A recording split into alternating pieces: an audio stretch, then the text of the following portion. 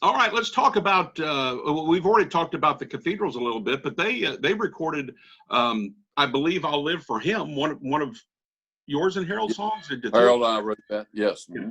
Did you have other songs that other groups have recorded of yours throughout the years? And if so, do you remember any of them? Yeah, there are others. I don't know that I can tell you right off all of those, but there were others in the gospel field. Okay. But the cathedral that they did, it meant a lot to us because I've already said just what we thought of them personally and what we thought of them professionally, and you just don't get any better than that. I'm looking for another group to sign, maybe for my label. How about that? Talk to me about that. The what was his name? Woody Burns and the Gospel Flames. Tell me about them. I didn't even know if I should mention that story, but we did. Were you kin to Larry Butler?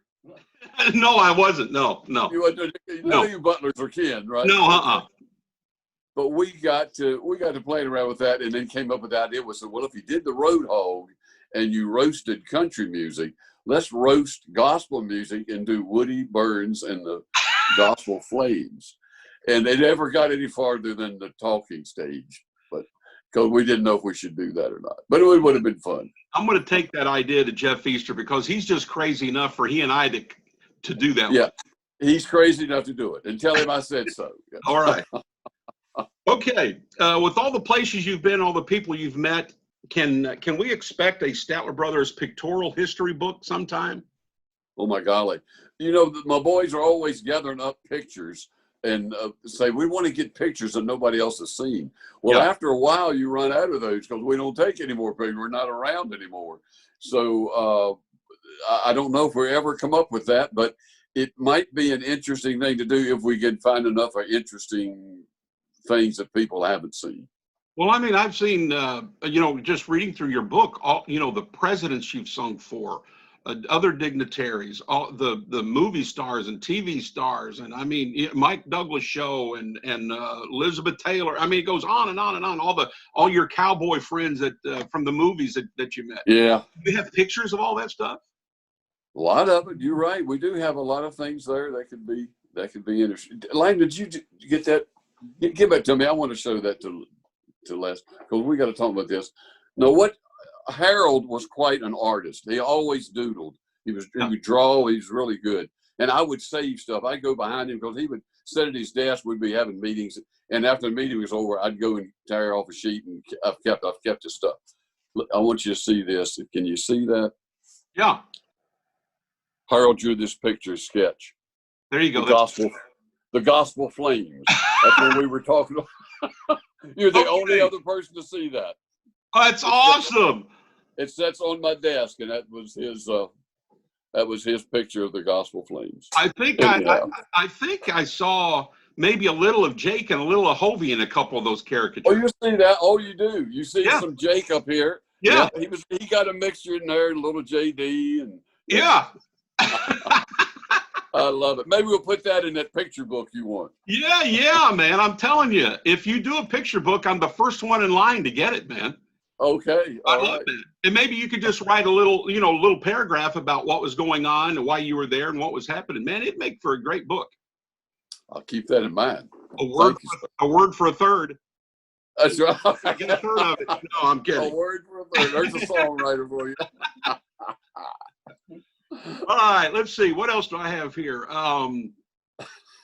You recorded at least one song in your career that they got significant airplay both in country and gospel music, and that was Jimmy's song "More Than Name on the Wall." Man, tell me about that one. What a song! Yeah, Jimmy came to us with it. He and John Rimmel wrote this song as a writer friend of his, and they wrote this song, and it smacked us right in the face. It was right in my era because I had friends that were in Vietnam, and I had friends that has their name on that wall, and I went myself to take the physical and to go if I had to, and I didn't pass it. Uncle Sam said I had too many heartbeats per minute, so he sent me home. But it was a terrible time in our lives, but one that we remembered so well. And when he came up to this thing with the wall, It was just beautiful. I've been to the wall, and it's something to see. And wow. Yeah. And he captured it. He captured with the lyric, and it was a touching moment every night that we sang it in concert.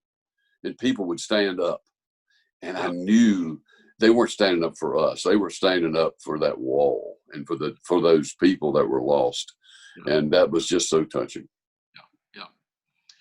Well, great song. And wasn't that song of the year or number one or both? Or I think, not the CMA, but there was, I think it was a song of the year at the Music City News Awards or something. Okay. Yeah. Great song. Okay, let's talk about This Old House. You mentioned that you had so many memories that tied into that song, This Old House. And any quartet in Southern gospel music, if they've been around more than a few days, they've had to take a stab at this. Absolutely. It was there. That was one of those early hits in pop field. That was a gospel song. Rosemary Clooney back in the 50s had this flat out gospel song. And everybody was singing it. And we sang it too. Like I said, when we started singing as kids, and was still singing it the last night of our final concert in 2002, because it just kind of demanded, it was just always a place for it on the show. The people loved it. And we would use it sometimes as an encore number, or sometimes just throw it in because we wanted to. But yeah. You even tied it into comedy too, you said in the book. We worked a comedy routine. We would stop and do one on the second verse, and we just ad-libbed that one night, and it worked so well we kept it in. So we do that often, and I tell the story in the Johnny Cash days that his dad, whenever his daddy would come to the show, that was his favorite song, and he'd look us up and say, "Y'all gonna sing that song for me tonight, aren't you, boys?" And we'd say, "Well, sure," and we'd put it in the show. Or just before we go in, John would knock on our door and I open and say, "Daddy's here tonight, boys. Y'all know what that means." And we'd put it in the show. Yeah. Oh, that's good. Well, your last album was Music, Memories, and You. Or not, that wasn't your last album, but it was the last album on vinyl that you owned. Okay. And and so take just a second and talk about, the music delivery world of today. It's such a different day today. Yeah. Langdon, my son, and his cousin Wilson Fairchild, they're in the music business, and they do that.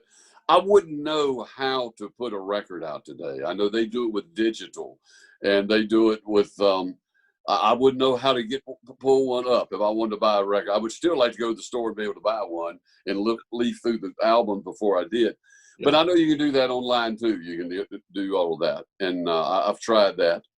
But it's a different world of how you sell it and what you do. Yeah. And it's kind of beyond. I haven't kept up real well with that. I still hear things I want to hear, but one of the boys usually, download it for me. Yeah. But it's different. Yeah. What I have found, because I'm still in that world, so I'm having to figure that out as well. And I'm slowly but surely doing that. But you know what I have found myself doing? I'll see an artist that typically I've liked or something, and I will download it. It's on my phone. And so I'm driving and I'm playing the music on my phone. And I still find, for me, it's the song. And so whenever it's going and songs come up, I hit the delete button. It's gone. Yeah. It's still the song to me. I mean, I may be able to download all of the music that's being produced all over the world today, but at the end of the day, it may not make what they call my playlist. I hit the delete button. So it's still about the song.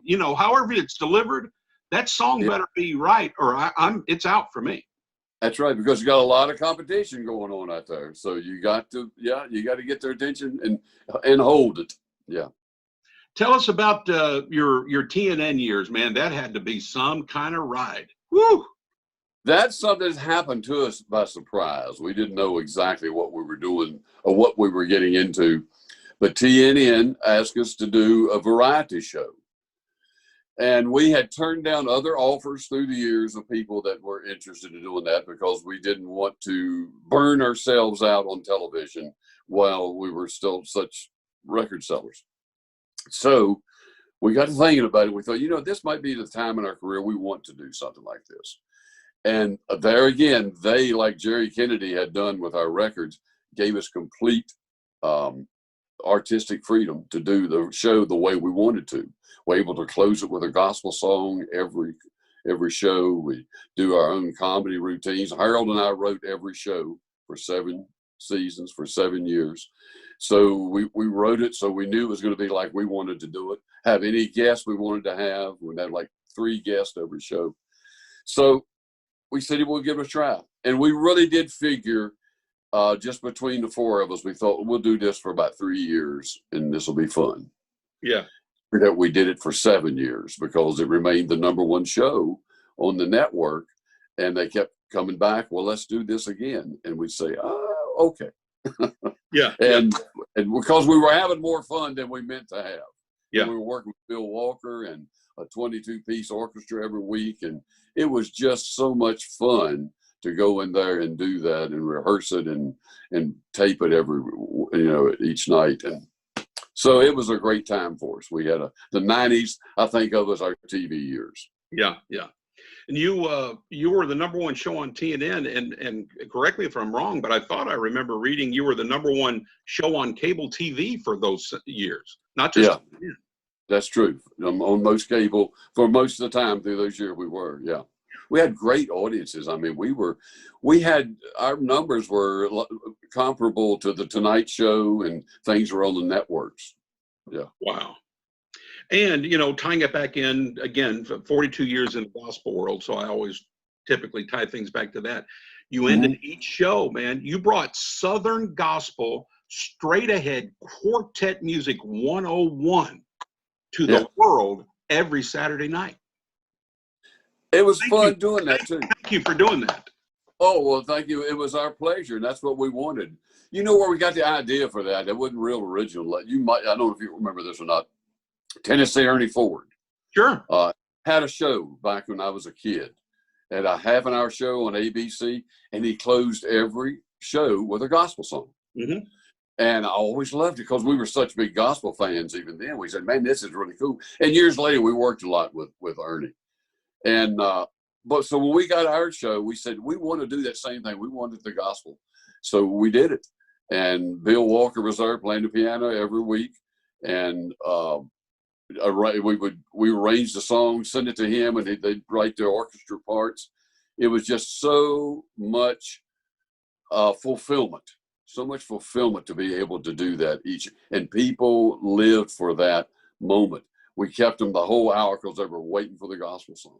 We heard from so many fans that told us that. I wouldn't be surprised if the mail that you got in through TNN wasn't highly skewed toward that moment in the show. Yeah, it was. That was a favorite part of their show. Yeah, they would tell us they loved the opening comedy and the closing song. And that's what we got the most mail about. And Bill Walker's old time rinky tink piano playing. Yeah, he did. Yeah. Using old upright that we stood around. If you remember. Yeah.